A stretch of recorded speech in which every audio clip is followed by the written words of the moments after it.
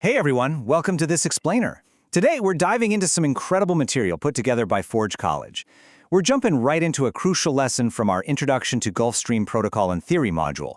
So if you've ever wondered how modern decentralized networks handle just massive scale without buckling under the pressure, well, you're in exactly the right place. Today it's all about transaction forwarding patterns and trade-offs. Okay, I want you to put yourself in the shoes of a totally exasperated chief network engineer for just a second. You've got thousands of transactions flying in every single second from all over the globe. How on earth do you route all this traffic at the literal speed of light without the entire network crashing into a massive, tangled digital pileup? You know, in our previous lesson on Gulfstream architecture, we talked about how validators schedule parallel execution. But today, we're looking at the actual logistical nightmare of the delivery system itself. Basically, how do we get the exact right data to the right place at exactly the right time? All right, here's our game plan for today.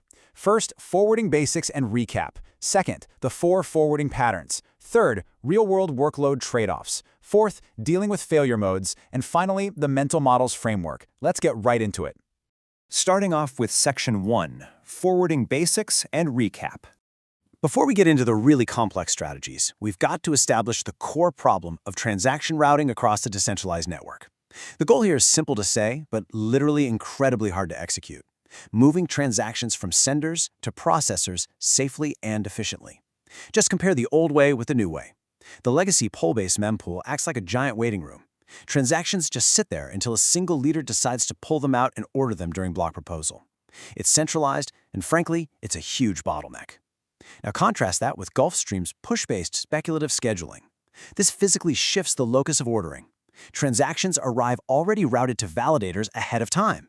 And because validators get that head start, they can speculatively pre-assign compute units and run parallel execution lanes based on transactions they already know don't conflict.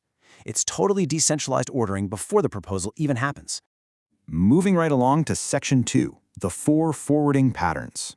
So, every forwarding pattern in our logistical blueprint essentially has to answer 3 vital questions. When is a transaction sent? To whom is it sent? And what metadata comes with it? To answer those, engineers use a specific palette of designs. Here are the 4 main tools in our routing toolkit: eager push, selective push, sharded forwarding, and staged forwarding. Let's break each one down and see exactly how they tick. First up is eager push. Imagine walking into a super busy coffee shop and literally screaming your coffee order to every single barista behind the counter simultaneously. I mean, it guarantees that whoever is free first is going to make your drink, right? That's eager push. You forward every transaction to a set of validators immediately. It's phenomenal for keeping tail latency super low because someone will definitely process it fast. But the downside?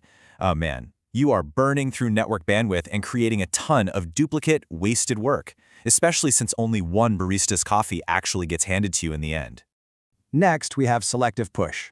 Instead of yelling at everyone in the shop, you look at the schedule, see exactly who is on shift, and hand your order only to the specific barista most likely to serve you next. In network terms, we forward only to the validators most likely to process the transaction, usually based on the recent leader schedule or active stake. This beautifully reduces duplication and saves a ton of bandwidth. But, and this is a big but, it requires really good heuristics.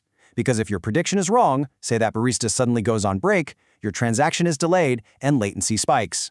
Then we have sharded forwarding. This is all about dividing and conquering to scale up parallel throughput. We route transactions based on account ownership or program namespace so that each validator receives transactions that affect mostly disjoint or totally separate state. It is incredibly efficient because it basically minimizes conflicts between validators right out of the gate. But it comes with a catch. If you ever need to move transactions across those partition shards, the coordination becomes, well, really complex. Finally, there's staged forwarding. Think of this one like military logistics. You don't send your entire heavy convoy blindly into unknown territory, right?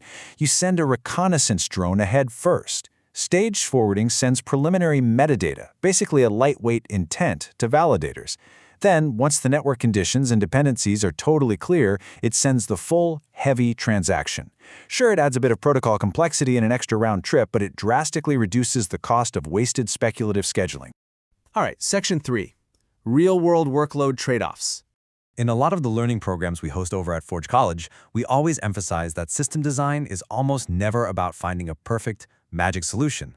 It's practically always about choosing the right set of trade-offs for your specific real-world workload. Notice how pushing for speed always costs you something else. Eager push gives you that amazing low latency, but you get weak ordering guarantees and huge bandwidth costs. Selective push gives you moderate guarantees with lower bandwidth, but relies heavily on your prediction accuracy being right. Sharded gives you strong ordering within a shard, but you pay for it with complex partitioning. And staged improves your consistency, but again, you pay for it in coordination complexity. It is just this constant balancing act between decentralizing the processing for speed and centralizing the ordering for correctness.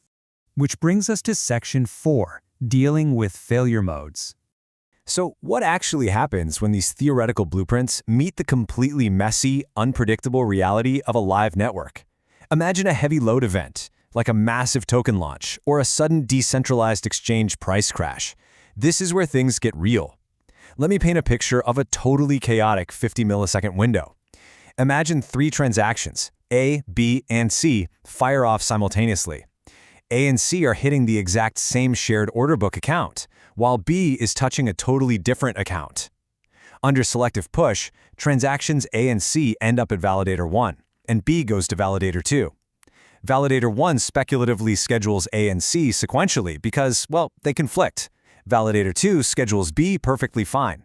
But then, boom, leader churn happens. The network jitters. A new leader steps up, proposes a block, takes A and B, but completely rejects C because it collided with a different sequence.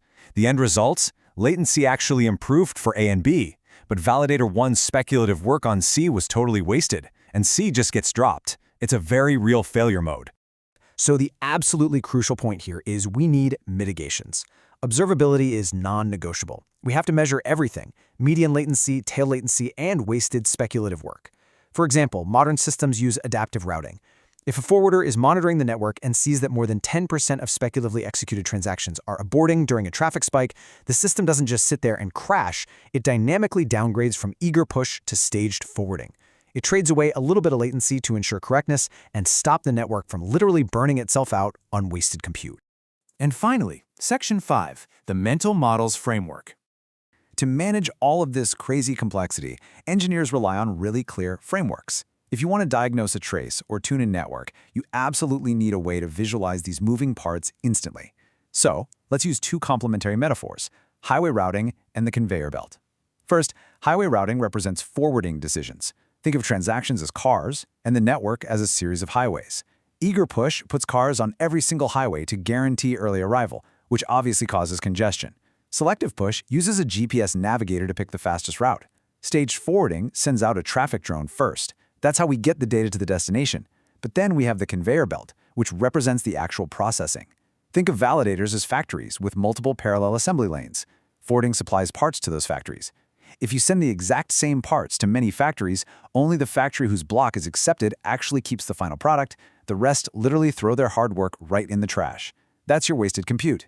When you combine these 2 models, the highway for routing and the conveyor belt for processing, you can see the entire ecosystem perfectly. When it's time to actually build or tune one of these systems, engineers use a quick 4-point checklist to evaluate a workload. Number 1, contention profile. Are transactions hitting the same accounts? If so, lean towards sharded or staged patterns. 2, latency sensitivity. Are fast tail latencies absolutely critical? If they are, eager push might actually be worth the duplicate work. 3, bandwidth constraints. Are network links tight? Go with selective push. And number 4, leader schedule stability. Is the leader predictable? Because if it's stable, targeted forwarding is incredibly effective. Which leaves us with one really provocative question to wrap things up. How would you route a high-frequency DEX when the market goes absolutely crazy and the load spikes? Think about those conveyor belts, the highways, and the 4 critical axes we just broke down. Would you prioritize latency, or would you prioritize bandwidth? It is such a fascinating engineering puzzle. I want to say a huge thank you for joining me for this explainer made by Forge College. If you want to master these trade-offs and learn how to implement these exact architectural decisions, definitely come visit us at Forge College. It's an incredible educational resource where you can dive way deeper into this subject and countless other advanced Web3 topics. Until next time, keep learning, keep building, and keep exploring.